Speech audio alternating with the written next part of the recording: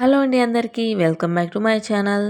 ఈరోజైతే బొరుగులు ఉప్మా ప్రిపేర్ చేస్తానండి. బొరుగులు ఉప్మా టేస్టీగా, సింపుల్గా, ఈజీగా ఎలా చేసుకోవాలో చెప్పేస్తాను. మా సైడ్ అయితే బొరుగులు ఉప్మా అంటాము.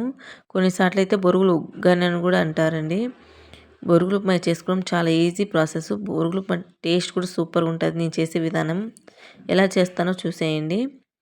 ఫస్ట్ అయితే కళాయి పెట్టుకున్నానండి. దాంట్లో కొంచెం ఆయిల్ అయితే వేసుకున్నాను. ఆయిల్ కొంచెం హీట్ ఎక్కిన తర్వాత కొన్ని తిరువాత గింజలైతే వేస్తున్నాను. అవి కొంచెం వేగిన తర్వాత కొన్ని కరివేపాకు కూడా వేశాను. అలాగే కొన్ని పచ్చిమిర్చి కూడా కట్ చేసి వేసానండి. అడ్డంగా కట్ వేసుకొని టేస్ట్ బాగుంటుంది, కారం తగులుతుంది బాగా. అలా కొంచెం కలిపెట్టిన తర్వాత ఒక ఆనియన్ అయితే కట్ చేసి వేసాను పొడుగ్గా.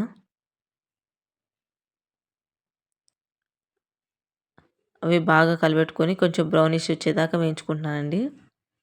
అలాగే ఒక 3 టమోటా కాయలు అయితే కట్ చేసి వేసానండి దీంట్లో. టమాటో కూడా కొంచెం బాగా కలబెట్టేసేస్తున్నాను.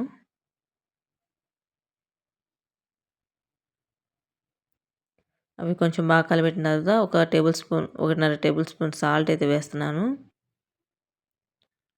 అలాగే కొంచెం పసుపు అయితే వేస్తున్నాను అండి. ఈ రెండు వేయడం వల్ల టమాటా అనేది మనం మూత పెడితే సాఫ్ట్గా బాగా కుక్ అవుతుందండి. దాంట్లోంచి వాటర్ రిలీజ్ అయ్యి బాగా సాఫ్ట్గా టమాటా కుక్ అయిపోతుంది, మెత్తగా అవుతుంది. అవి రెండు వేసి బాగా కలబెట్టేసి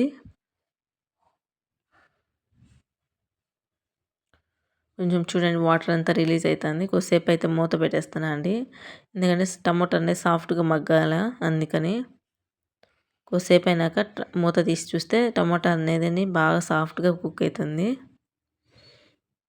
ఇంకొకసారి బాగా కలిపెట్టేసుకుంటున్నాను.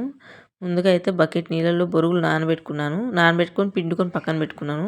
అవి అయితే దానిలో మిక్స్ చేసేస్తున్నాను అండి.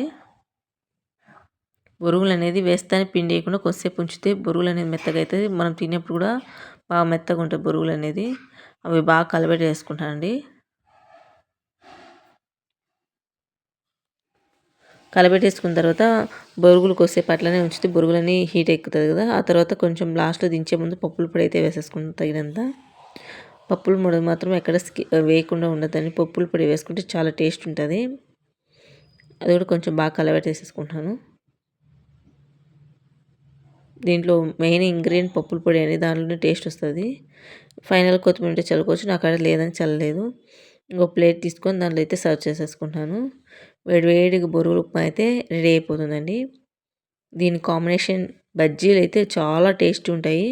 ప్రెజెంట్ అయితే నేను చేయలేదు, కానీ బజ్జీలు బొరుగులు ఉప్మా కాంబినేషన్ చాలా బాగుంటుంది. వీడియో నచ్చితే లైక్ చేయండి, షేర్ చేయండి, సబ్స్క్రైబ్ చేయండి.